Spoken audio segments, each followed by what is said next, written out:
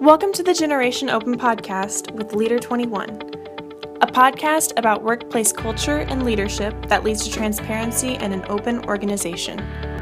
Today, we are joined by business consultant Chuck Papandrea to discuss career development and mindsets. Here's your host, the founder and CEO of LDR21, Jen Kelchner. So Chuck, thank you so much for being with us today on the podcast. I kind of want to get started. You and I have met through our local chamber, which is the Cobb County Chamber here in the Atlanta metro area. And we really had a great conversation talking about mindsets and personal development, and what happens when you get stuck in your career. And so I really wanted to have you on to kind of talk to people through that. So let's kind of get started a little bit with what happens when we get stuck in our career. So we choose these paths. We're there, maybe we've had this very successful for a time, but then we feel like we're stuck. So I'm gonna let you start with a little bit about your story. Okay, thank you. And thank you very much. It's a pleasure to be here today. In terms of being stuck, in terms of my background and my career, I had what everybody would look at as just this perfect track, education-wise, in terms of the schools that I was able to go to and the degrees that I was able to get, and did very well in all of that. Went into a corporate environment with General Electric and just had some awesome jobs that I was able to do. And I was able to really ascend into a number of different positions early on in my career that people, my peers, weren't getting until further on in life. Through that track, though, I got to a point in my career where I really started to get introspective, and I started to ask those vital questions about how did I get here, what's next for me, things like that. And as I took that inventory of myself, all of a sudden I realized that I'm stuck. You know what I mean? I'm stuck. I'm stuck personally. I'm stuck professionally. I'm stuck financially. I'm on a track that is not necessarily leading me to where I thought it would lead me. It's not leading me to where I want to go. And the way I really analyzed that for myself was, number one, I looked at where people 5 years down the road were compared to where I was, and it didn't look so bright for me. And then I even looked one level above me, 2 levels above me, and I all of a sudden realized that they're not exactly where I want to be either. In their careers, what they're doing, how they're spending their time, their compensation, just everything around it, their family lives. It just didn't seem to me the track that I wanted to be on, but I truly felt stuck. I was fortunate enough at that time to have somebody come alongside me and provide some exposure to personal development, professional development, and just better information into my life. It was kind of ironic that my entire career was based on continuous improvement. It was based on helping companies, helping processes, helping to see where I could take something apart and make it better, where I could help teams to move themselves forward to produce a better result than where they were. And I just didn't take a look in the mirror and realize that I could do the same for myself. So, bottom line was I was exposed to self-directed education, exposed to the power behind reading great books, engaging with other individuals that were doing the same, listening to audios outside of my field, engaging in that personal development, the human engineering, all those elements of being able to understand personality styles, to understand behavior, to understand attitude, conflict resolution, all of those different areas, and then just core leadership, understanding what it meant to lead, understanding the different elements of leadership effectiveness. Just all of that over the course of the next few years of my life really started to transform where I was and what I was able to do. In that period, towards the end of what my corporate career, the end of my corporate career, the people around me, the managers around me, my peers, started to ask those questions. What are you doing? How are you all how are you making these changes in your life? You're different. And we'd be in a meeting, we'd be sitting around in a room, and the way I expressed myself, the way I interacted with others, the way I could command a room just changed so much that people started to take notice. And I started to get more opportunities within that corporate environment, but that switch, had been flicked. And I recognized for myself that that was no longer in and of itself the track that I wanted to stay on. My mind had been expanded with new information, and I knew that that my track was going to be different. So it was funny how opportunities to get unstuck, even in that environment, came despite the fact that I was moving on. Such a dangerous thing when you start expanding your mind. It's a beautiful dangerous. Yes, I don't say is. it's a bad dangerous, but it's like just throwing, gasoline on a fire. It just explodes rapidly. I mean, that's been my personal experience too, is it's like this, a new taste for life and a new taste for learning and a new taste for just new experiences and figuring out new ways to do things. So it's interesting. So what were some of the first steps then that you took, finding yourself in a great job, in a great field, doing really well, realizing that you're not fulfilled and satisfied though where you are. So nothing to say there's wrong with where you were, but you recognize for yourself you're not there. What were some of the first steps that you took then to start kind of discovering what path to go down, how to do the development? Right. That's a great question. One of the first things I did is I took stock of where I was. Mm-hmm. So I was taught within this continuous improvement, mindset that number one, you have to define a problem and you have to measure where you are. So that's where I started. I tried to understand how I got to where I was, what I was already learning from. Again, at General Electric, GE, we had phenomenal in-house courses. We had Crotonville and all of these different areas that we were able to go and learn. But it was a lot of it, for me, in my experience, was just towards that job or just towards that environment. It wasn't really expanding me outside of that. So I needed to understand how to expand myself out of that mindset and out of that environment. So the first thing I did was I defined that problem, but I also defined where I wanted to go. What I defined for myself the life and lifestyle that I wanted, defined for myself how I wanted to live from that point forward. The second step on that was to seek out people that were doing that seek out people that were living in those environments, doing more or different than what I was doing. And from that, I sought them out either personally, or I sought them out through what they wrote or what they recorded in terms of their education. And then I set about to repeat or learn from and duplicate what they had done. So in that, my journey started by seeking out strong leaders, strong entrepreneurs, strong leaders within the business community as well as the community at large.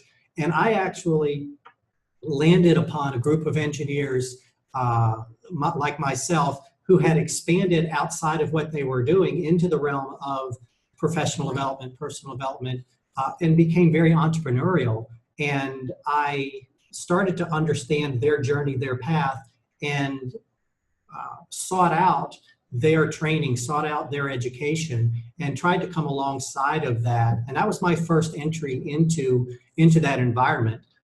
Where I landed was, a group of entrepreneurs, a group of leaders that were producing and providing great content in all of those areas outside of what I had been learning.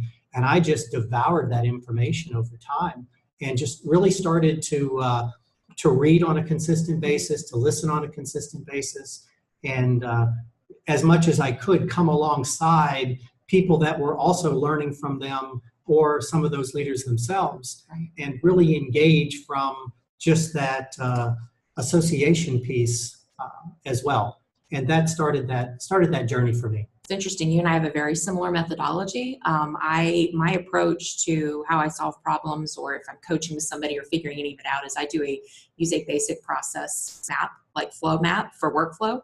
But it's to figure out, define where we are, and knowing where we're trying to go, and looking at the roadblocks in between, and then redesigning that to get there. So I appreciate the fact you said that.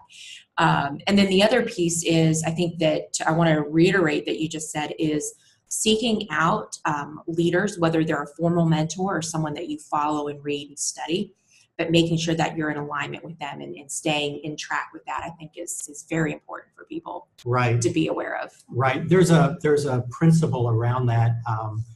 It's a financial principle, but it's also a principle outside of that.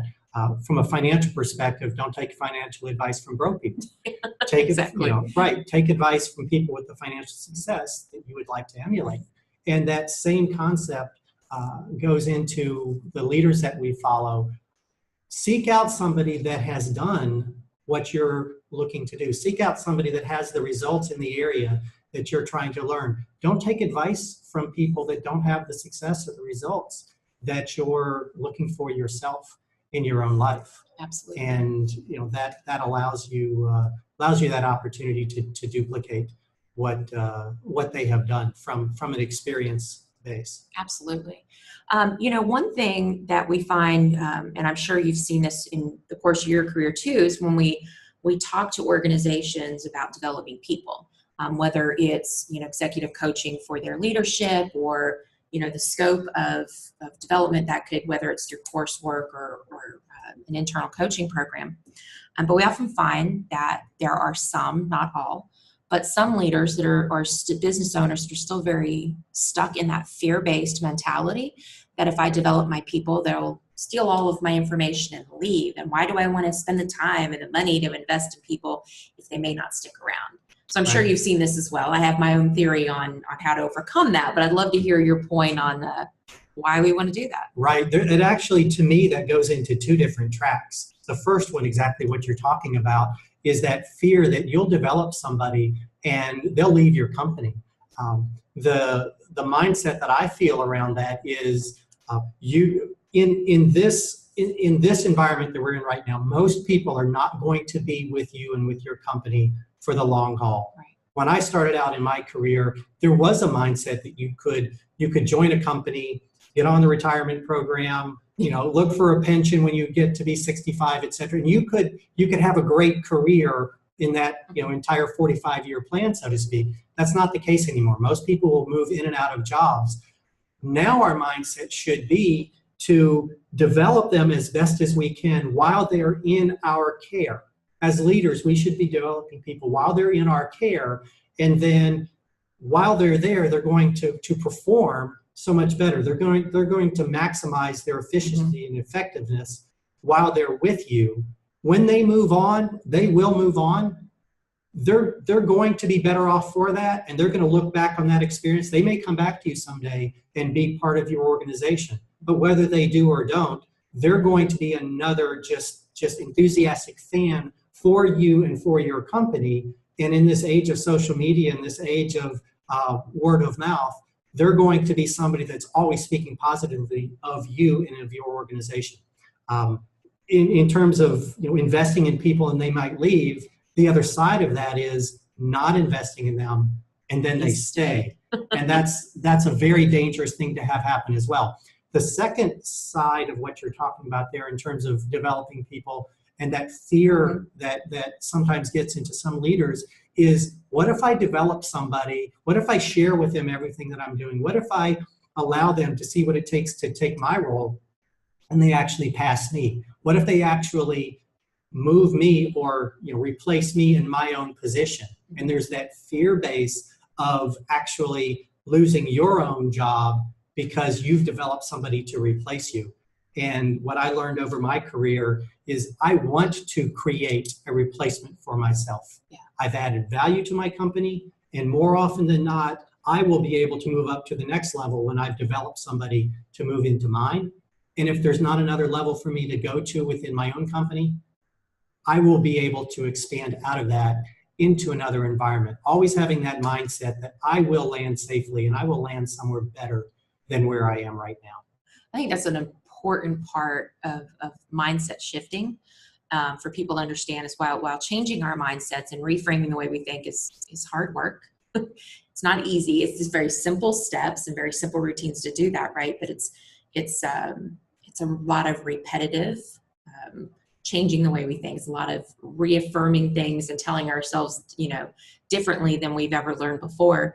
But part of that is focusing on that success point for ourselves, that we are going to be okay. I've often told clients before, when they are just dealing with the fear piece itself, is it going to kill you?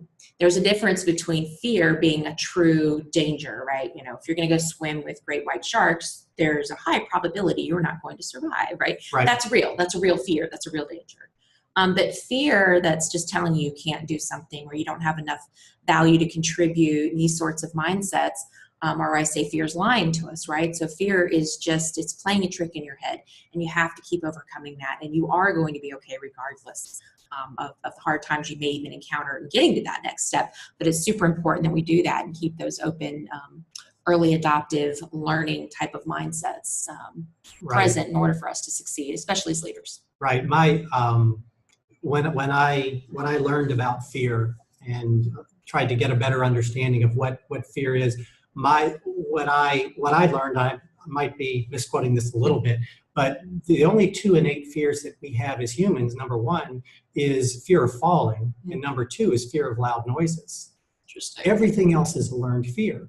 So if they're learned fears, we have to understand why we've learned them, but we can also understand that if it's a learned fear, we can also unlearn that fear. Very true. And there's a concept that I learned from the company that I engage in terms of my own professional development, that courage is earned. You're not necessarily going to have courage to the end point of courage, but if you have courage enough to take that first step, and have success in that first step, you earn an element of courage within yourself to take that second step and that third step. And sometimes overcoming fear is not all that, taking one bite and getting it all, but just those daily disciplines of working yourself up to the point of being able to master the entire, source of that fear. Absolutely. I think that's a great way to look at it. I want to talk about, you and I also have very different definitions on failure, different in the way we discuss it with people, but not the end meaning of it. But I'd love for you to share with our audience about failure and our narrative to that. Right. I love that, because I actually grew up in an environment where failure was a negative. You didn't fail, whether it was your grades, whether it was in sports, whatever. Failure was final. Failure was something that was going to stick with you. It was going to be part of your permanent record, so to speak, throughout your entire life. And I learned more recently a completely different perspective on failure. When we talk about failure, a lot of times it's associated with an event. Something happened in your life, and it's the mindset of a failure. That event in and of itself is a neutral, one-time event. It's something that happened. It's how we view that event. It's our perspective on that event that determines whether or not we see it as positive. We can grow from it. We can learn from it. It's something that was just a step along the way. Or we can view it and say, from a negative perspective and say, that was a failure. Oh my gosh, I can't believe that, I would have done something like that. And what happens, though, is that story, positive or negative, becomes a repeated story. Right. The event happened once. It was neutral. What really guides us and what really determines our mindsets afterwards are that repetitive story that we tell ourselves over and over again afterwards. And we can tell ourselves a very positive story about that over and over again, and we will reinforce and we will grow. And it can truly be a pivotal moment for us. It can be that milestone moment for us in a positive perspective. Or we can go through our entire lives in the beginning actively telling ourselves it was a failure, we were a failure, et cetera, et cetera. And then even over time, no longer telling ourselves actively that story, but we've planted that down deep enough to where when other things happen, our mind still returns to that story and tells us that we were indeed a failure. Absolutely. So I know you have a great perspective on that as well. I do. Failure. A lot of this just comes from history, story. I mean, that's where we all come from with this, right? The work that we do with developing people often comes from a deeper set of experience that we personally have had, in addition to whatever training we've had. So for me, if I were to be just the average person looking at a piece of paper, my rap sheet, so to speak, from my adulthood, it would look like a litany of failures, just a lot of wrong turns and a lot of just missteps, and, both, personally and not as much professionally, most personally. But when I was doing a lot of my own work in the last 7 years of really changing how I think and reaffirming positive mindsets and all of this work, it kind of had this visual in my head that it's just like driving down the road, and I'm going to the grocery store and I take the same route I always go. And for whatever reason, I had a little moment in my head and I forgot to take a right at the intersection, and instead I went through. And the first thing that we do if you're driving to the grocery store and you miss the turn is you go, oh, no big deal. I mean, duh, I kind of spaced out for a second. I missed my turn, but I'm just going to turn right here in the gas station and get right back at the light and go ahead back down the road. And I thought, that's really what failure, quote unquote, is from my perspective, is I just missed my turn. It's okay. I came down here, I'm turning around, I'm getting right back on the track. And it was a helpful visual aid for me in continuing to not go back to old ways of thinking or to listen to the old tapes that were in my head saying, yeah, but remember, you've done this before, or remember what this really means, As you were talking, sharing about the story that we can tell ourselves about that fixed event, it reminded me of that childhood game telephone, Yes. that you're either whispering to somebody or you're listening through the tin can with the wire, the little string, and you're never hearing anything clearly, right? And each time that story gets told, it shifts a little. There's a new version that gets told. And I feel that, creating those narratives about our perceived failures, that's what can happen. It just retells itself in a different way, different time, and we hear it playing on a loop. But I firmly believe that, failure is not a nuclear event. Like you said, it's not final. Sometimes it's figuring out what didn't work for us and identifying what we can cross off the list and look at the next time.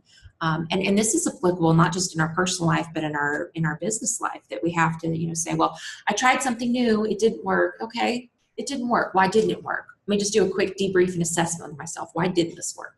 Well, I found this, or this out about myself, or I learned this new lesson. Okay. Now I'm going to take that positive stuff I just figured out. I'm going to go to the next step, and I'm going to try something else again. And so that's kind of how I like to look at failure. Yeah. When you had said a minute ago about if someone looked at your rap sheet, so to speak, and looked at your experiences, my perspective on that, faith is very important to me. Mm-hmm. It's integral to who I am and how I live my life. There's a book by Mark Batterson that it's called In a Pit with a Lion on a Snowy Day. And in that, he talks about God being in the resume building business. Mm-hmm. And everything that has happened to you up to this point in your life, you now have a set of experiences. You have now a set of roles, positions, failures or not, whatever they were, the way you perceive them. Right. All those experiences all come together for you in this moment to do what you are now being called to do in this moment. Right. And no one has had those experiences except for you. And they're unique to you, and they're unique to you for a reason and for a purpose. So when you look back at all of those, however you judge them, all those events in your life, you know that you probably draw from each of those Absolutely. To be successful in this conversation, to be successful in what you're doing right now with Leader 21. It's everything up to this point has made you who you are uniquely to be able to succeed and thrive where you are right now. 100%. I completely agree with you on that. As we move into kind of wrapping up, I want to talk about a little bit more about creating a well-rounded approach to our development. Okay. I know a lot of us in the work that I've been doing in organizational work, especially as coaches, are wanting to eliminate this concept that work-life balance is a thing. I think a lot of organizations now are picking up on it and trying to remove that word from their language altogether, and look at this as a more holistic approach and development that, it's all life. We may go to work and we have a career and we do these things, but at the end of the day, it's the same person, it's the same life. So having a better approach to the way we do our development. So I'd like for you to share a little bit about the work that you do with Life and how that looks at a full approach to an individual's development, and why we want to do it that way versus picking pieces. Right. That's a great question. And I remember in my career, again with GE, where there was a lot of conversation around work-life balance. And that was when that just seemed to come into vogue, so to speak. And it truly wasn't what I would now envision as work-life balance. I would say from a development perspective, first of all, the company Life is a company that provides development information in three main areas: financial, professional, and personal development. And it's important to be well-rounded in all of those different areas. Where we start with most people is actually in the area of finances and financial development, getting financial literacy. And when you think about, from a professional perspective, whatever we're doing, for the most part, we're probably doing it because we are pursuing income. Mm-hmm. So if we really take a step back and say, we're going to work 40 hours a week, 50 weeks a year, maybe 45 years of our lives, chasing money, mm-hmm. wouldn't it be a good idea to understand truly what money is, the definitions of money, how it works, what it truly means, and just getting a holistic education around money and finance and your personal finances. So for most people, that's a great starting point, because not only do they need that education, but for most people, financial stress is driving their lives and is driving every decision that they have. They're consulting their checkbook and their calendar for every decision that they're making, primarily around the financial perspective. So a great financial education, number one, is going to teach you those defensive strategies. It's going to teach you the information that you need to get more of the money that's coming in to stick to you, to get out of debt, etc. That's going on defense. And a lot of people have heard that and understand that, and understand that there's a need for that. The second side of that, in terms of your financial education, is going on offense and understanding that you need to add more value in terms of what you're doing right now, increasing your earning potential, increasing your ability to have more earning potential, and eventually to create more assets in your life. When you understand the core of that, and understanding creating more value in yourself, creating more potential for earning, that immediately leads itself to personal and professional development, because the number one investment that we need to make is an investment in ourselves. Warren Buffett, has said that the greatest investment that he talks about is an investment in yourself. The more you learn, the more you will earn, and that's very true. So once you understand the value of that, you then will embark on that professional development, understanding that your role, whatever you're doing, there's a technical side to it, there's a transactional side to what you do, but so much more importantly, there's a human engineering side to what you do. There's an interactive piece. There's the understanding of the fact that you're dealing with people in most anything you do, and having that development piece, the personal development, professional development, is key to that. So as a company that I've aligned with, Life has understood that it's not just the finances, but it's everything else. It's the family aspects, the relationship aspects. It's that professional development. It's that business acumen. It's understanding how, the entrepreneurial sides of things. It's understanding all the people skills, the behaviors, the attitudes, everything around that. It's understanding personality styles. Understanding and getting a great education on all of those areas is vital. Think about a wheel. Think about a wheel of having all those areas. As a company, we used to talk about 8 F's: mm-hmm. faith, family, finances, fitness, following, freedom, friendship, and fun. And if you understand that your life is lived in all of those areas, Right. and you maximize your life in all of those areas, living on principle in all of those areas, if it was a wagon wheel and all of those were evenly distributed, you'd be rolling along pretty well. If you were missing a couple of those, so to speak, your wheel would be notched and you'd have a pretty rough ride. Right. And therefore, it's very important to develop yourself in all of those different areas. Now, I'll tell you, a lot of times, because I am engaged in this, because not only am I a student of development, but also someone that provides to business clients, to entrepreneurs, to individuals, you name it, I'm often asked, what do you recommend as an audio I should listen to? What do you recommend as a book I should listen to? And your point around all that well-rounded aspect, my first question is, what gaps are you seeing? What areas are you trying to fill? Where are you seeing an issue? Because I have my favorite books, I have my favorite audios, I have my favorite leaders that I learn from, but that's not necessarily going to resolve the problem that you have in the moment. So let's do, again, going back to the beginning of our conversation, let's define what you're looking for. Let's define where your gaps are. And let's go about to find some content, some information that will change the results in your life there.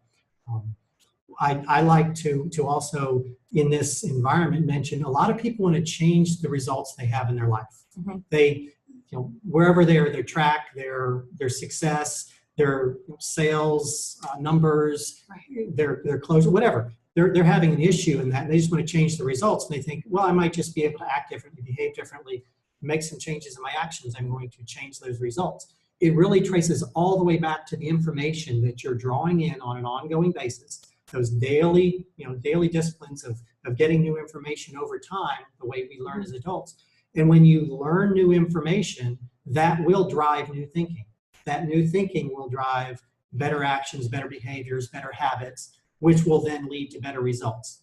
And that's the space that I'm in, is in that information space and providing people the best information possible, the best principles possible to be able to get them to succeed and just be the very best version of themselves in all of those areas we talked about. I love it. I love it. I love it. I love it, because I love hearing that. It gets me excited.